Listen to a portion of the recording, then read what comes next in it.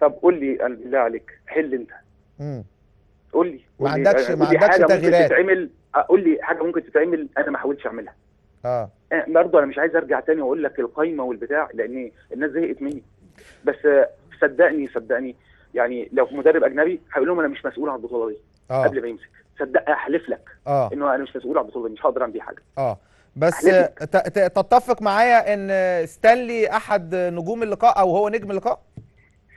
ستانلي طبعا من احسن اللعيبه اللي كانت موجوده امبارح مم.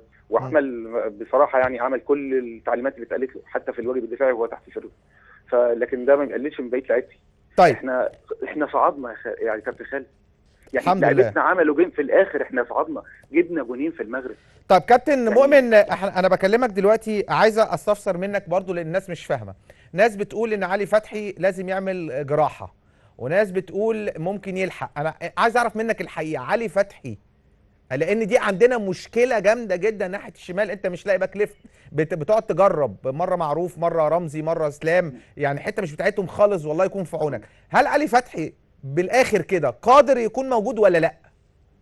آه يعني الموضوع، انا يا ريت لي دكتوره. الولد من ساعه ماتش الاهلي قاعد بقاله شهر ونص، وقلنا لو في جراحه اعملوها يعني هو ايه اصابته يعني بالظبط يا كابتن؟ عنده التهاب في وتر في الركبه وبيعمل تجمع دموي، فلازم التجمع ده يروح. دلوقتي احنا شغالين بالعلاج الطبيعي والليزر والميه والعلاج كل الانواع بالعلاج، والولد بيروح صبح وبعد الظهر عشان يتعالج.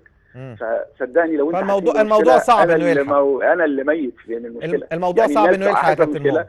انا بحاول لو ما فافتكرش، والمشكله الاكبر يا كابتن خالد ان حتى لو علي رجع هجهزه امتى؟ يعني شهرين، الماتش كمان 20 يوم. صحيح صحيح. فيعني طيب اقول لي هعمل هسألك ايه؟ سؤال اخير بقى كمان. شبح الغياب عن نهائي افريقيا في مصر، عندك 5 لعيبه. ايمن حفني خد انذار، 4 لعيبه: معروف يوسف، علي 5. جبر، اسلام جمال، وباسم مرسي. والخمسه يعني بسم الله ما شاء الله، يعني ما تعرفش تعوض واحد بيهم يعني. دلوقتي انت عندك ماتش مع سان داونز، والماتش ده ال5 لازم يلعبوا هناك. ف لو خدت واحد او 2 او 3 منهم، وده وارد بدليل ان في 4 خدوا امبارح انذارات في ماتش واحد. ف ايه الوضع يعني؟ ايه هتقول لهم ايه؟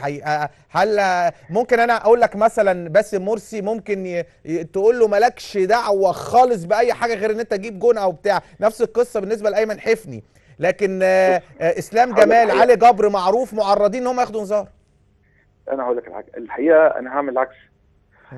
اللعيبه ال5 اللي واخدين انذارات هم اكتر ناس في العالم عايزين يلعبوا ماتش النهائي اللي في مصر. اه فهو يعني لو انا اديت له معلومه، هو عنده 20 معلومه بيفكر فيها من دلوقتي. اه الفكره الكل خوفي انه يكون خايف يشترك لا ياخد انذار التاني. دي المشكله الاكبر اه بالنسبه لي. مم. الموضوع بالعكس. لكن سردباك هقول له ازاي ما تاخدش بالك، خلي بالك تاخد انذار. مم. هقول له اوعى تفتح بقك مع الحكم، مم. اوعى تعترض بشكل غير لائق. مم. يعني لو خد انذار فور ناثينج يعني كده، اللي هو انذار المفروض ما ياخدوش، دي اللي تموتني. مم. لكن هعمل ايه في كوره مشتركه؟ هقول له ما تشتركش. مم. هحذر. هو عارف اكتر مني. صحيح. يعني اللعيبه دي عايزه تيجي برج العرب او استاد القاهره تبقى تموت نفسها في مصر عشان تاخد البطوله. فكلامي مهما كان مش هيبقى مؤثر زي ما هو بيفكر فيه. مم. وكل خوفي ان ده ياثر عليه، بيعمل له ضغط هناك انه ما يبقاش في الفورمه الكامله، مش 100%.